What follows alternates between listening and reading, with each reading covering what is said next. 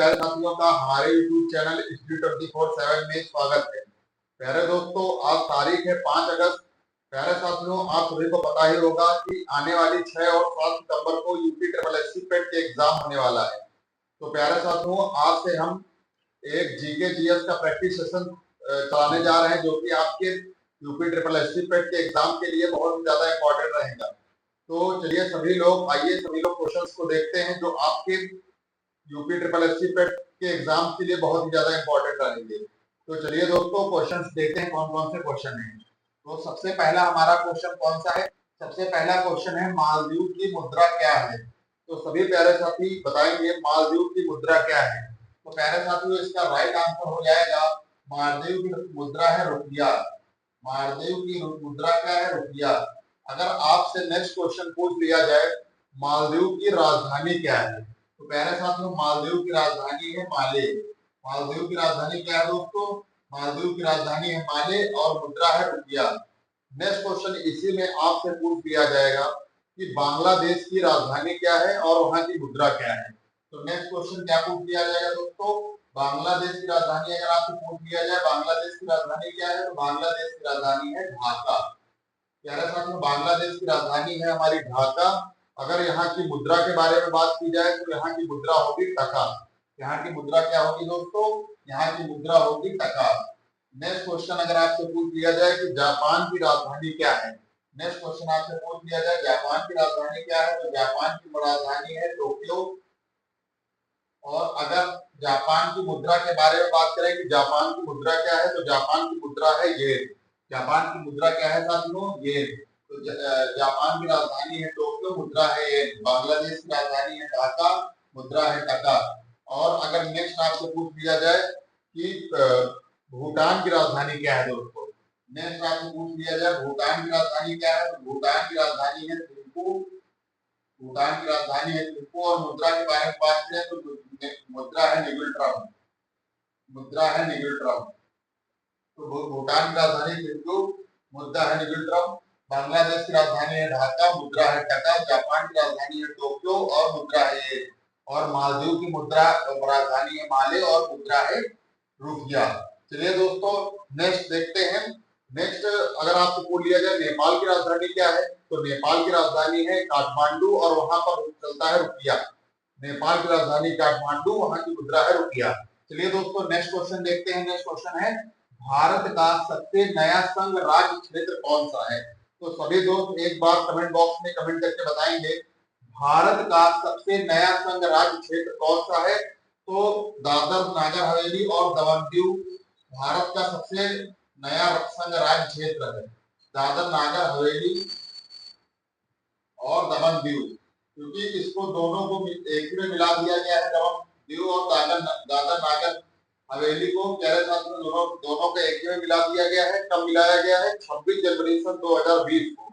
26 जनवरी सन 2020 को 26 जनवरी सन 2020 को 26 जनवरी सन 2020 को दादर नागर हवेली और दमन दीव को एक ही में मिला दिया गया है। तो यह एक भारत का संघ राज्य क्षेत्र होगा। तो भारत का नया संघ राज्य क्षेत्र कौन सा होगा?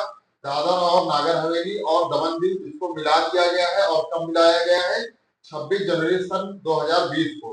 तो यह एक नया संघ राज्य क्षेत्र होगा। चलिए दोस्तों, नेक्स्ट क्वेश्चन देखते हैं। नेक्स्ट हमारा क्वेश्चन है, भारत की संसद का निचला हिस्सा क्या कहलाता है?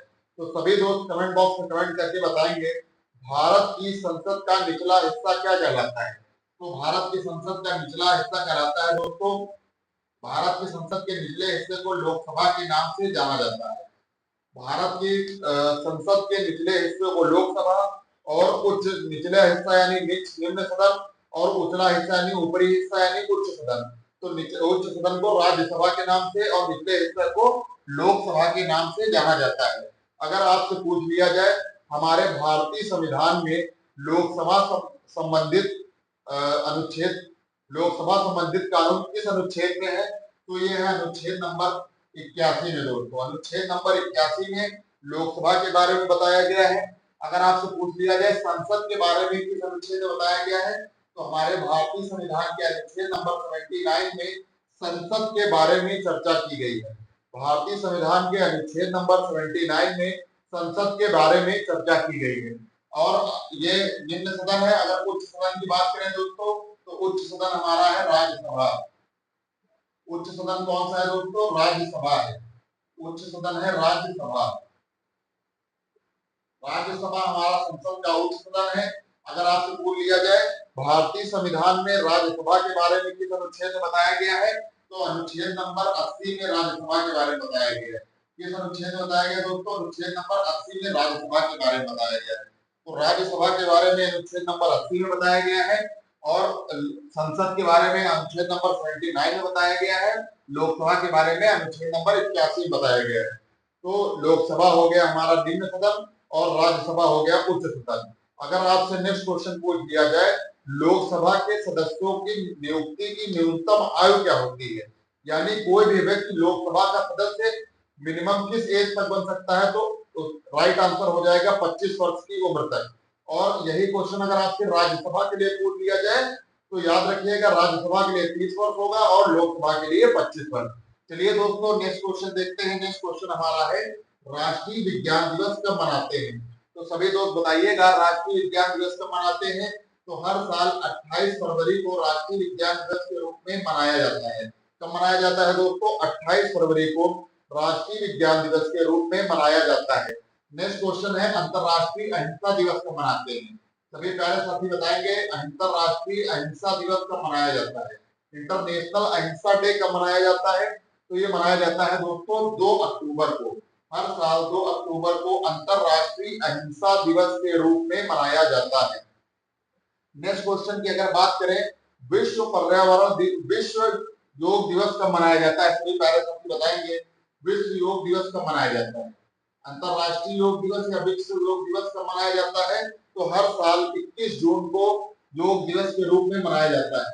21 जून को योग दिवस के रूप में मनाया जाता है। अगर इसी योग दिवस के बारे में अगर आपसे क्वेश्चन पूछ लिया जाए कि सर्वप्रथम योग की शुरुआत किस सन से हुई, योग दिवस की शुरुआत किस सन से हुई, तो भारत में योग दिवस की शुरुआत किस सन से हुई? तो ये हुई 2015 से। 2015 में सबसे पहली बार योग दिवस मनाया गया। अंतरराष्ट्रीय योग दिवस 21 जून को मनाया गया। अंतरराष्ट्रीय अहिंसा दिवस 2 अक्टूबर को मनाया जाता है। राष्ट्रीय विज्ञान दिवस 28 फरवरी को मनाया जाता है। इसी में से आपसे क्वेश्चन पूछ लिया जाएगा बाबा साहेब भीमराव अम्बेडकर की जयंती कब मनाते हैं? तो हर साल 14 अप्रैल को भीमराव अम्बेडकर की जयंती के रूप में मनाया जाता है साथियों। 14 अप्रैल को भीमराव अम्बेडकर की जयंती के रूप में मनाते हैं। अंतरराष्ट्रीय योग दिवस कब मनाते हैं? 21 जून को अंतरराष्ट्रीय योग दिवस के रूप में मनाते हैं। अंतरराष्ट्रीय अहिंसा दिवस 2 अक्टूबर को मनाया जाता है। राष्ट्रीय विज्ञान दिवस 28 फरवरी को मनाया जाता है साथियों। नेक्स्ट क्वेश्चन देखते हैं। नेक्स्ट क्वेश्चन है विश्व स्वास्थ्य संगठन का मुख्यालय कहाँ पर है? विश्व स्वास्थ्य संगठन का वर्ल्ड हेल्थ ऑर्गेनाइजेशन का मुख्यालय कहाँ पर है? तो हमारा राइट आंसर हो जाएगा कि सबसे पहले हमें मालूम होना चाहिए विश्व स्वास्थ्य संगठन की स्थापना कब हुई। तो विश्व स्वास्थ्य संगठन की स्थापना हुई दोस्तों 7 अप्रैल सन 1948 को। 7 अप्रैल सन 1948 को विश्व स्वास्थ्य संगठन की स्थापना हुई। नेक्स्ट क्वेश्चन आपसे पूछ लिया जाए कि इसका मुख्यालय कहाँ पर है? तो इसका मुख्यालय है दोस्तों, हेडक्वार्टर है जिनेवा में। इसका हेडक्वार्टर कहाँ पर है? इसका हेडक्वार्टर है जिनेवा स्विट्जरलैंड में।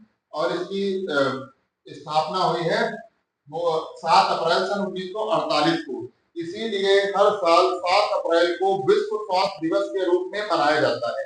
7 अप्रैल 1948 को इसकी स्थापना हुई है, इसीलिए 7 अप्रैल को विश्व स्वास्थ्य दिवस के रूप में मनाया जाता है। और इसका हेडक्वार्टर कहाँ पर है दोस्तों? जिनेवा में इसका हेडक्वार्टर है। नेक्स्ट क्वेश्चन अगर आपसे पूछ लिया जाए WTO यानी विश्व व्यापार संगठन वर्ल्ड ट्रेड ऑर्गेनाइजेशन की स्थापना कब हुई? तो WTO की स्थापना सन 1945 में हुई। अगर आपसे इसका वो पूछ लिया जाए सन 1995 में हुई, सॉरी वर्ल्ड ट्रेड ऑर्गेनाइजेशन की स्थापना कब हुई? 1995 में हुई। अगर आपसे इसका पूछ लिया जाए हेडक्वार्टर कहाँ है, तो इसका हेडक्वार्टर भी मेरे साथियों जिनेवा में है। इसका हेडक्वार्टर भी कहाँ पर है दोस्तों? जिनेवा स्विट्जरलैंड में। तो विश्व स्वास्थ्य संगठन का मुख्यालय जिनेवा में है, वर्ल्ड ट्रेड ऑर्गेनाइजेशन का मुख्यालय भी जिनेवा में है। और 7 अप्रैल को विश्व स्वास्थ्य दिवस के रूप में मनाया जाता है दोस्तों। नेक्स्ट क्वेश्चन है, चलिए नेक्स्ट क्वेश्चन देखते हैं। नेक्स्ट हमारा क्वेश्चन है मधुबनी चित्रकला किस राज्य की है? तो सभी दोस्त बताइएगा मधुबनी चित्रकला का संबंध किस राज्य से है? तो भारत के बिहार राज्य से संबंधित है मधुबनी चित्रकला। कहाँ से संबंधित है दोस्तों? बिहार राज्य से संबंधित है मधुबनी चित्रकला का संबंध कहाँ से है? बिहार राज्य से है। नेक्स्ट क्वेश्चन अगर आपसे पूछ लिया जाए, चिकनकारी चित्रकला कहाँ से संबंधित है? चिकनकारी चित्रकला कहाँ से संबंधित है? तो भारत के उत्तर प्रदेश राज्य से संबंधित है। कहाँ किस राज्य से है? उत्तर प्रदेश से संबंधित है। कौन सी? चिकनकारी चित्रकला। तो मधुबनी का संबंध है बिहार से, चिकनकारी का संबंध है उत्तर प्रदेश से। नेक्स्ट क्वेश्चन आपसे पूछ लिया जाए, वर्ली चित्रकला का संबंध कहाँ से है? सभी दोस्त बताइएगा, वर्ली चित्रकला कहाँ से संबंधित है? तो वर्ली चित्रकला का संबंध सभी पहले शब्द याद करेंगे, महाराष्ट्र से है। कहाँ से है दोस्तों? महाराष्ट्र से संबंधित है वर्ली चित्रकला। नेक्स्ट क्वेश्चन आपसे पूछ लिया जाएगा, मंदाना चित्रकला का संबंध कहाँ से है? सभी दोस्त बताइएगा कमेंट बॉक्स में, मंदाना चित्रकला कहाँ से संबंधित है? तो मंदाना चित्रकला का संबंध है मध्य प्रदेश से। मंदाना चित्रकला कहाँ से संबंधित है? मध्य प्रदेश से। तो मध्य चित्रकला का संबंध है मध्य प्रदेश से दोस्तों, वर्ली चित्रकला का संबंध है महाराष्ट्र से, चिकनकारी चित्रकला का संबंध है उत्तर प्रदेश से, मधुबनी चित्रकला का संबंध है बिहार से। साथियों चलिए दोस्तों नेक्स्ट क्वेश्चन देखते हैं। नेक्स्ट हमारा क्वेश्चन है, मालगुडी डेज पुस्तक के लेखक कौन है? तो सभी दोस्त बताइएगा, मालगुडी डेज पुस्तक के लेखक कौन है? तो इसका राइट आंसर हो जाएगा आर के नारायण जी। आर के नारायण जी के द्वारा लिखी गई पुस्तक है मालगुडी डेज। इनके द्वारा एक और फेमस बुक लिखी गई है। आपसे क्वेश्चन पूछ लिया जाए, द गाइड पुस्तक के लेखक कौन है? कौन सी पुस्तक है दोस्तों? द गाइड पुस्तक के लेखक कौन है? तो द गाइड पुस्तक के लेखक, मालगुडी डेज पुस्तक के लेखक कौन है दोस्तों? ये है आर के नारायण जी। नेक्स्ट क्वेश्चन अगर आपसे पूछ लिया जाए दोस्तों, गोदान गबन पुस्तक किसके द्वारा लिखी गई है? कौन कौन सी गोदान की पुस्तक और गबन, गोदान और गबन पुस्तक के लेखक कौन है? तो ये है प्रेमचंद जी। मुंशी प्रेमचंद जी के द्वारा लिखी गई पुस्तक कौन सी है? गोदान और गबन। नेक्स्ट क्वेश्चन अगर आपसे पूछ लिया जाए, the race of my life पुस्तक किसके द्वारा लिखी गई है? नेक्स्ट क्वेश्चन आपसे पूछ लिया जाएगा, the race of my life पुस्तक किसके द्वारा लिखी गई है? तो प्यारे साथियों ये लिखी गई है फ्लाइंग सिख के नाम से जाने जाने वाले मिल्खा सिंह के नाम। मिल्खा सिंह ने लिखी है। किसने लिखी है? मिल्खा सिंह ने दोस्तों। मिल्खा सिंह जी के द्वारा कौन सी पुस्तक लिखी गई है? The race of my life. Godan Gaban पुस्तक किसके द्वारा लिखी गई है? प्रेमचंद के द्वारा। द गाइड पुस्तक आर के नारायण जी के द्वारा। मालगुडी डेज पुस्तक आर जी के द्वारा। नेक्स्ट क्वेश्चन आपसे पूछ लिया जाए, ट्रेन टू पाकिस्तान पुस्तक किसके द्वारा लिखी गई है? सभी दोस्त याद करेंगे, ट्रेन टू पाकिस्तान पुस्तक किसके द्वारा लिखी गई है? तो ट्रेन टू पाकिस्तान पुस्तक लिखी गई है खुशवंत सिंह के द्वारा दोस्तों। किसके द्वारा लिखी गई है? खुशवंत सिंह के द्वारा लिखी गई पुस्तक है ट्रेन टू पाकिस्तान। तो ट्रेन टू पाकिस्तान लिखी गई है खुशवंत सिंह के द्वारा। ट्रेन टू पाकिस्तान खुशवंत सिंह के द्वारा, the race of my life Milkha Singh के द्वारा, गोदान गबन प्रेमचंद के द्वारा, द गाइड और मालगुडी डेज पुस्तक आर के नारायण के द्वारा। अगर आपसे इसी में क्वेश्चन पूछ लिया जाए, the test of my life पुस्तक किसके द्वारा लिखी गई है? तो इसका राइट आंसर हो जाएगा युवराज सिंह के द्वारा लिखी गई है दोस्तों। चलिए नेक्स्ट क्वेश्चन देखते हैं। नेक्स्ट हमारा क्वेश्चन है, ज्ञानपीठ प्राइज किस क्षेत्र में दिया जाता है? सभी दोस्त बताइएगा, ज्ञानपीठ प्राइज किस क्षेत्र में दिया जाता है? तो ज्ञानपीठ पुरस्कार दिया जाता है दोस्तों साहित्य के क्षेत्र में। किस क्षेत्र में दिया जाता है साथियों? साहित्य के क्षेत्र में। और साहित्य में किस क्षेत्र में दिया जाता है? भाषा के क्षेत्र में। किस क्षेत्र में दिया जाता है? साहित्य में भाषा के क्षेत्र में दिया जाता है। कितनी भाषाओं में दिया जाता है? नेक्स्ट क्वेश्चन आपसे पूछ लिया जाएगा। तो कुल दिया जाता है 22 प्लस 1 भाषा में। 22 संवैधानिक भाषा और 1 इंग्लिश, यानी कुल 23 भाषाओं में दिया जाता है। जिसमें 22 संवैधानिक भाषा है, 1 ये इंग्लिश अंग्रेजी के लिए दिया जाता है। तो कुल 23 भाषाओं में दिया जाता है और साहित्य के क्षेत्र में दिया जाने वाला पुरस्कार है। अगर आपसे पूछ लिया जाए पहला ज्ञानपीठ पुरस्कार किसे दिया गया और कब दिया गया, तो याद रखिएगा दोस्तों, पहला ज्ञानपीठ पुरस्कार सन 1965 में दिया गया। किसे दिया गया? जी शंकर स्वरूप को। किसे दिया गया दोस्तों? जी शंकर स्वरूप को पहला ज्ञानपीठ पुरस्कार दिया गया। और किस भाषा के लिए दिया गया? तो मलयालम भाषा के लिए दिया गया। किस भाषा के लिए दिया गया साथियों? मलयालम भाषा के लिए दिया गया। तो मलयालम भाषा के लिए जी शंकर स्वरूप को सन 1965 में पहला ज्ञानपीठ पुरस्कार दिया गया। और ज्ञानपीठ पुरस्कार साहित्य के क्षेत्र में 23 भाषाओं में दिया जाता है। इसी से एक क्वेश्चन आप सभी लोग याद रखिएगा, आपसे पूछ लिया जाएगा, वर्ष 2024 यानी पिछले वर्ष में ज्ञानपीठ पुरस्कार किसे दिया गया? तो इसका राइट आंसर हो जाएगा विनोद कुमार शुक्ला जी को दिया गया। और किस भाषा के लिए दिया गया? हिंदी भाषा के लिए दिया गया। तो हिंदी भाषा के लिए विनोद कुमार शुक्ला को 2024 में ज्ञानपीठ प्राइज दिया गया। और सबसे पहला 1965 में, जिस अंदर गुरु को मलयालम भाषा के लिए दिया गया दोस्तों। चलिए दोस्तों नेक्स्ट क्वेश्चन देखते हैं। नेक्स्ट क्वेश्चन है, योजना आयोग के पहले उपाध्यक्ष कौन थे? तो योजना आयोग के पहले उपाध्यक्ष कौन थे दोस्तों? तो योजना आयोग की स्थापना कब हुई? तो योजना आयोग की स्थापना हुई 15 मार्च सन 1950 को। 15 मार्च सन 1950 को योजना आयोग की स्थापना की गई। कब की गई दोस्तों? 15 मार्च सन 1950 को योजना आयोग की स्थापना की गई। अब आपसे पूछ रहा है, योजना आयोग का अध्यक्ष प्रधानमंत्री होता है। उस समय भारत के प्रधानमंत्री थे दोस्तों जवाहरलाल नेहरू। तो अगर आपसे अध्यक्ष पूछता तो हमारा आंसर क्या हो जाता दोस्तों? अध्यक्ष हो जाता जवाहरलाल नेहरू जी। जवाहरलाल नेहरू जी अध्यक्ष थे। लेकिन आपसे क्वेश्चन पूछ रहा है, योजना आयोग के पहले उपाध्यक्ष कौन थे? तो योजना आयोग के दोस्तों पहले उपाध्यक्ष थे गुलजारी लाल नंदा जी। कौन थे दोस्तों? गुलजारी लाल नंदा जी। गुलजारी लाल नंदा योजना आयोग के पहले उपाध्यक्ष के रूप में जाने जाते हैं। पहले अध्यक्ष थे जवाहरलाल नेहरू जी। योजना आयोग की स्थापना 15 मार्च सन 1950 में हुई है। अब वर्तमान में योजना आयोग को ही नीति आयोग में बदल दिया गया है।